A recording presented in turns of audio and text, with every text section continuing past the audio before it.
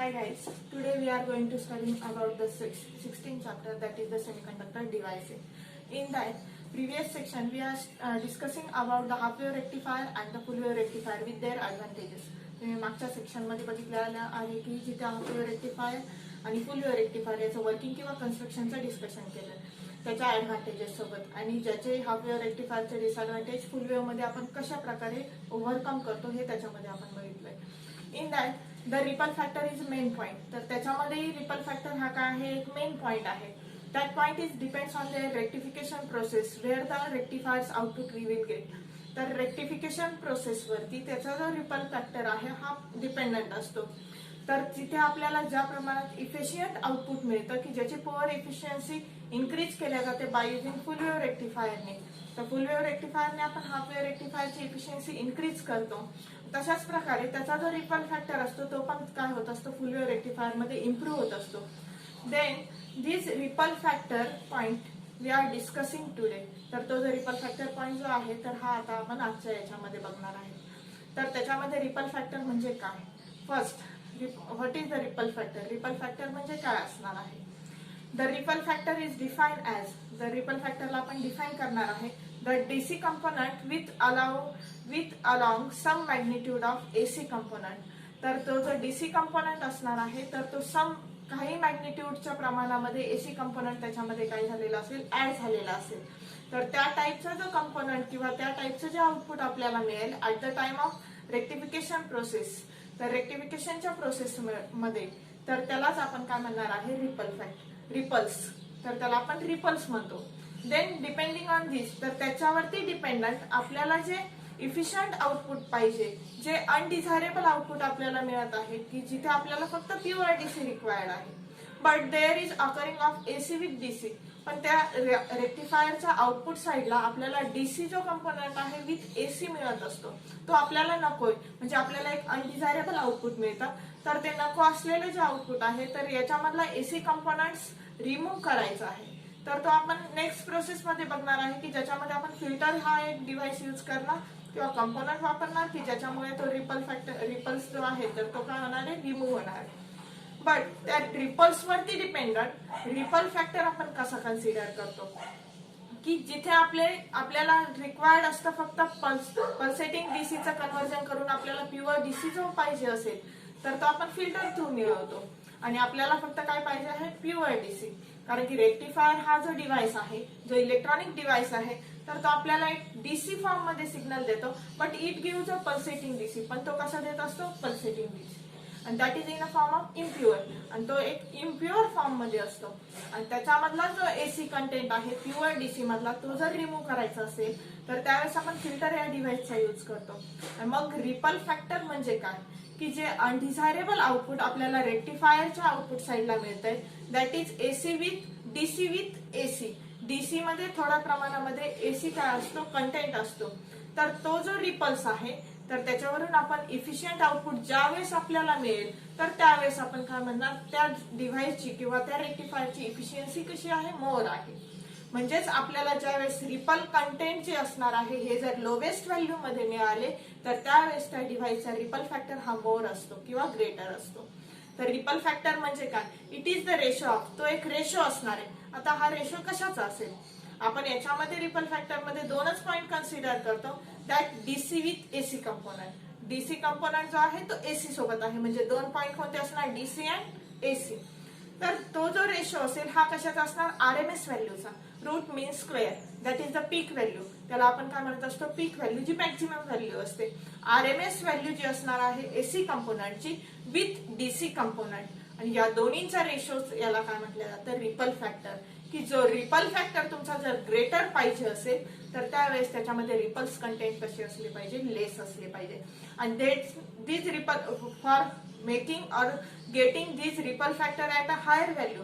तर त्यावेळेस आपल्याला ज्या वेळेस रिपल फॅक्टरची हायर व्हॅल्यू पाहिजे असेल किंवा मग चांगली व्हॅल्यू पाहिजे असेल तर त्यावेळेस we are using a filter at the output side of the rectifier. तर त्यावेळेस आपण काय करत असतो, फिल्टर जे आहे तर ते रेक्टिफायरच्या आउटपुट साइडला यूज करत असतो. Then this point is ripple factor. हा जो पॉइंट आपण आता डिस्कस करत आहे तो पॉइंट कोणता आहे, रिपल फॅक्टर. तर रिपल फॅक्टर हा कशावरती डिपेंडेंट असणार? First that is the ripples. Main point काय आहे मग त्यातला? Ripples. What is ripple? Ripples म्हणजे काय असणार आहे? The DC components along with some magnitude of AC component. असे जे डीसी कंपोनंट असणार आहे की त्याचं जे थोड्या प्रमाणामध्ये मॅग्निट्यूड जे प्रेझेंट असणार आहे, तर ते मॅग्निट्यूड कोणत्या कंपोनंटचा असणार आहे? एसी कंपोनंटचा असेल.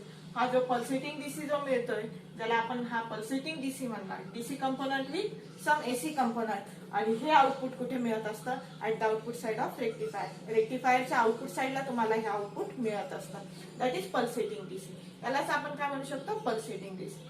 दिस मॅग्निट्यूड ऑफ एसी कंपोनंट, हे जे मॅग्निट्यूड जे आहे एसी कंपोनंटचं, this content is called as ripple.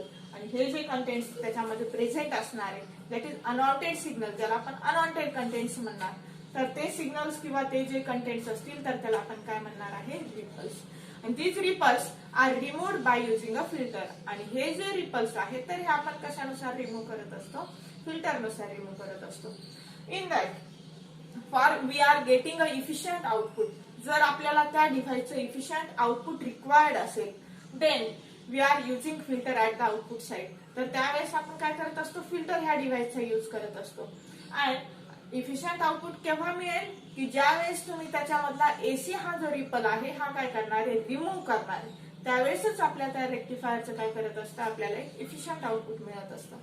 Then जर तुमचा रिपल जो कंटेंट त्या डिव्हाइस मध्ये प्रेझेंट असणारा हा जर रिपल्स कंटेंट तुमचा लेस असेल तर त्यावेळेस काय होणार आहे? त्याचा जो रिपल फॅक्टर असणार आहे देन तर रिपल्स फॅक्टरची जी व्हॅल्यू असेल तर ती व्हॅल्यू कशी असणार आहे? ग्रेटर असेल किंवा बेटर असणार आहे. फॉर अ रेक्टिफायर, रेक्टिफायर साठी येणारा जो रिपल फॅक्टर असेल तो कसा असणार आहे? ग्रेटर असेल किंवा चांगल्या प्रकारचा असेल. केव्हा? की ज्या वेळेस रिपल्स जे असणार आहेत तर ते कशा फॉर्म मध्ये असणार? लेस, कमी प्रमाणात असेल. म्हणजे एसी जे कंपोनंट्स त्याच्यामध्ये प्रेझेंट आहे की याला आपण काय म्हणणार आहे? रिपल्स. जे आपल्याला ह्या डीसी सिग्नल्स मध्ये काय आहे? नकोय. तर हे रिपल्स आपण काय करणार आहे? कमीत कमी करत चालणार, म्हणजे लेस, ज्याला आपण काय म्हणणार? अनवॉन्टेड सिग्नल्स आहे. तर हे रिपल जर तुमचे जेवढे कमी प्रमाणात त्याच्यात प्रेझेंट असतील तेवढा रिपल फॅक्टर हा कसा असतो? इम्प्रुव्हेबल असतो किंवा बेटर मिळत असतो. तर याच्यानुसार त्या रेक्टिफायरची इफिशियंट आउटपुट आपल्याला आउटपुट साइडला मिळतं आणि त्याच्यावरून आपण त्याची इफिशियन्सी काय करत असतो? डिसाइड करत असतो. तशाच नुसार हाफ वेव्ह रेक्टिफायर मध्ये आपण म्हटलं होतं पुअर एफिशियन्सी आहे because there is using of one diode आणि इट कंडक्ट्स फॉर 180 डिग्री. कारण की हाफ वेव्ह रेक्टिफायर मध्ये तुम्ही एकच डायोड वापरतात, पण आपली एसी सिग्नलची जी अल्टरनेटिंग सायकल आहे ही 360 डिग्रीची आहे आणि त्याच्यामध्ये तो डायोड फक्त हाफ 180 डिग्री साठीच कंडक्ट करतो, जी पॉझिटिव्ह सायकल आहे. पण आपल्याला रिक्वायर्ड असते फुल वेव्ह फॉर्म, की ज्याच्यामध्ये तो डायोड पूर्ण अल्टरनेटिंग सायकलला काय झाला पाहिजे? कंडक्ट झाला पाहिजे. पण आपल्याला मिळते का ती? हाफ वेव्ह मध्ये नाही. म्हणजेच आपण त्यावेळेस त्याला काय म्हणू शकतो? तो आपल्याला पुअर इफिशियन्सी देतो.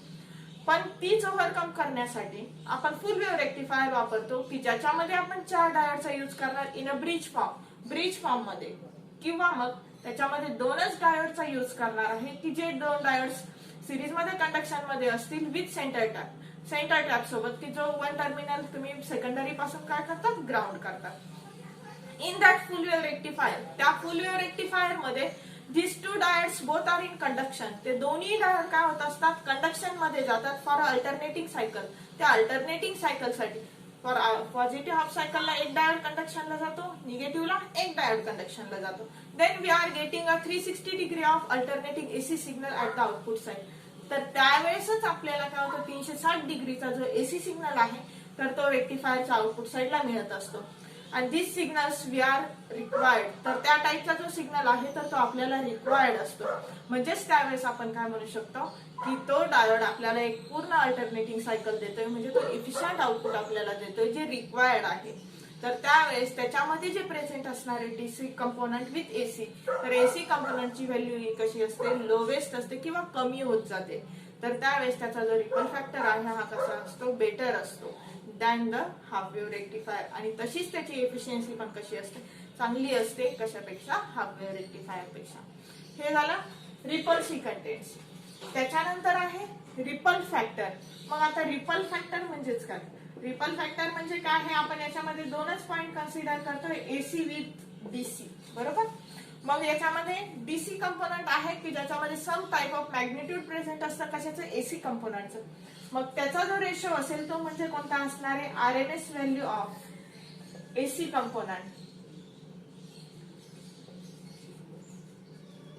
कोणत्या कंपोनंटची आरएमएस व्हॅल्यू असणार, रूट मीन स्क्वेअर. आरएमएस म्हणजे route mean square. Route mean square means पीक व्हॅल्यू. पीक म्हणजे हायेस्ट मॅग्निट्यूड असणार. मग जे एसी कंपोनंटचं हायेस्ट मॅग्निट्यूड, जर सपोज तुम्ही आता अशा टाईपची एसी वेव्हफॉर्म ड्रॉ करताय तर याचं हायेस्ट मॅग्निट्यूड या पॉइंटला येतं. म्हणजे ही त्याची काय झाली, पीक व्हॅल्यू झाली, ज्याला तुम्ही काय म्हणत असतात, RMS value, root mean square value. मग RMS value of AC component, AC कंपोनंटची आरएमएस व्हॅल्यू याचा रेशो कशासोबत घेणार आहे, विथ डीसी कंपोनंट. मग डीसी कंपोनंट कोणती असते, स्ट्रेट लाईन. बरोबर, की ज्याच्यामध्ये तुम्हाला एक फक्त अल्टरनेटिंग पोलॅरिटीचा सिग्नल तुम्हाला मिळत नाही, जो एक कॉन्स्टंट व्हॅल्यू देत असतो, ज्याला आपण डीसी कंपोनंट म्हणतो, डायरेक्ट करंट.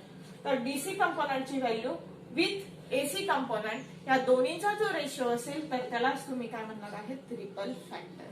मग रिपल फॅक्टर म्हणजेच काय असणार आहे, मग ripple factor means the RMS value of AC component with DC component या दोन्हीचा रेशो म्हणजे काय असणार आहे, मग रिपल फॅक्टर.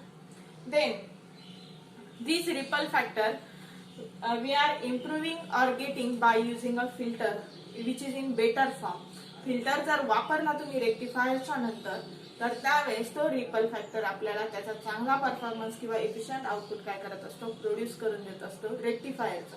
आणि त्यावेळेस त्याचा रिपल फॅक्टर हा काय होत असतो, इम्प्रूव्ह होत असतो.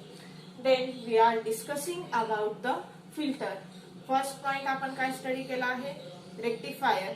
Rectifier is dependent on the PN junction diode, that is the main component. Rectifier आपण डिस्कस केला आहे, जे कशावरती डिपेंडेंट होता, पीएन जंक्शन डायोड वरती. This diode working as a switch. तर तो जो डायोड आहे तर तो मेन त्याचं वर्किंग काय म्हणून परफॉर्म करत असतो, ऍज अ स्विच म्हणून परफॉर्म करतो. आणि देन रेक्टिफायर मध्ये येणारा जो पल्सेटिंग डीसी आहे, but we required a pure DC. पण पल्सेटिंग डीसीच्या ऐवजी आपल्याला रिक्वायर्ड असतो प्युअर डीसी.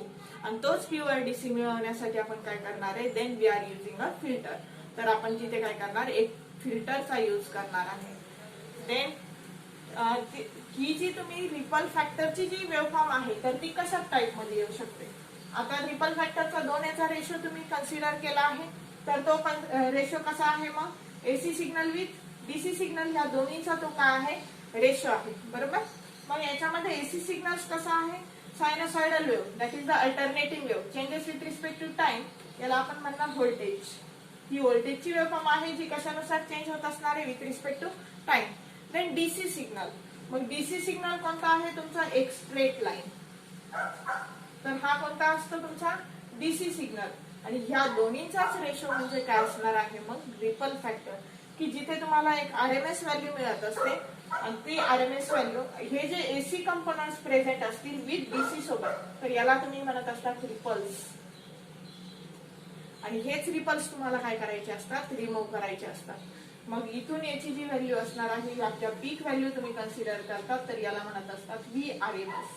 म्हणजे रूट मीन स्क्वेअरची मॅक्सिमम मॅग्निट्यूडची जी व्हॅल्यू असेल एसी सिग्नलची, त्याला म्हटलं जातं आरएमएस व्हॅल्यू. मग हा जो डीसी कंपोनंट आहे याच्यामध्ये जर हा एसी कंपोनंट ऍड झाला तर त्यावेळेस आपण त्याला म्हणत असतो रिपल्स जे आहेत. रिपल्स कोणते असणार, मग हे एसी सिग्नलचे जे विथ डीसी ऍड झालेले असेल. आणि हे दोन्ही सिग्नल ज्या वेळेस कंबाईन झालेले असतील त्यावेळेस आपल्याला पल्सेटिंग डीसीचा सिग्नल मिळत असतो, जो रेक्टिफायरचा आउटपुट असेल. आणि हेच आउटपुट आपल्याला काय करायचं आहे, सेपरेट करायचं आहे. म्हणजे एसी सिग्नल रिमूव्ह करायचा आहे फ्रॉम डीसी सिग्नल.